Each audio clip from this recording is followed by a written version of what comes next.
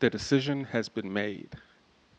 LeBron James is signing with the Philadelphia 76ers on a 2-year deal worth $8 million with a player option in the second year.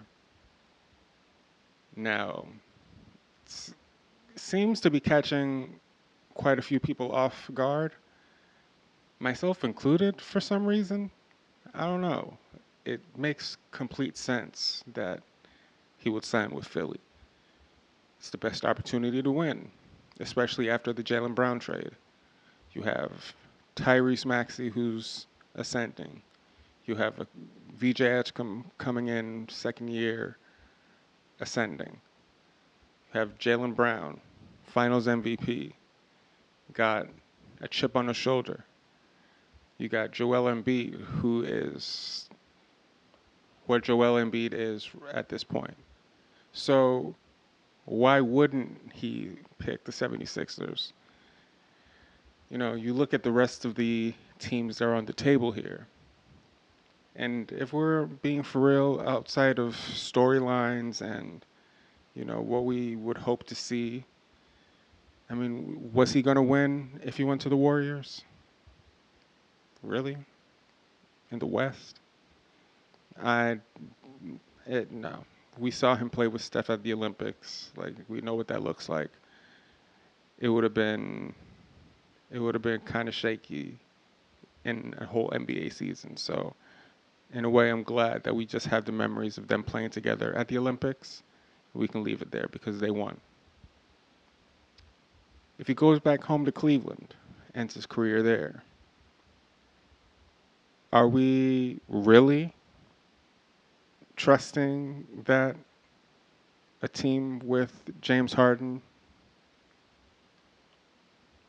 no disrespect to James Harden, but the history has not given me enough to say with confidence that a team with him on it as a number one or two option is getting to the finals, let alone winning it.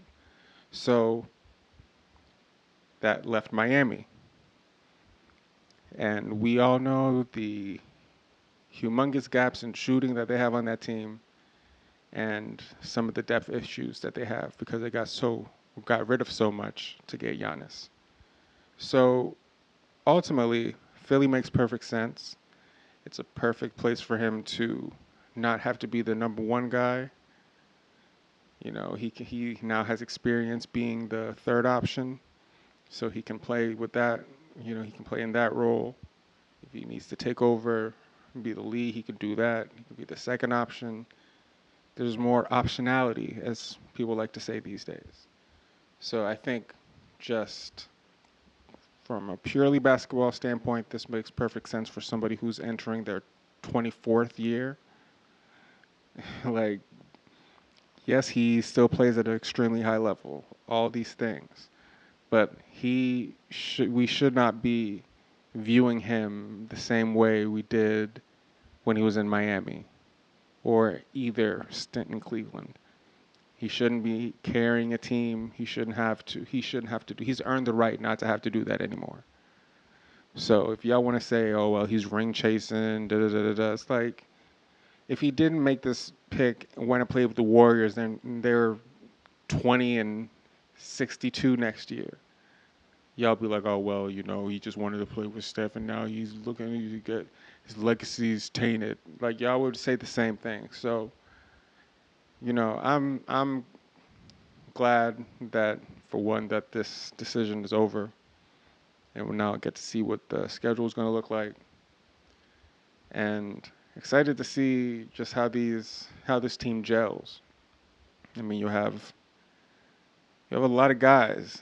You got a lot of guys in that five. So, I mean, how the ball gets distributed will be interesting. Who's going to be the playmakers? Who like all these things are going to kind of have to play out. But I'm excited to watch it. When they come to Brooklyn, I'm going to have to check it out.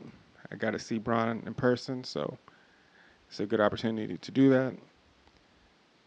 And yeah, a new era of Philly basketball. LeJawn James. we'll see how it goes. We'll see how it goes.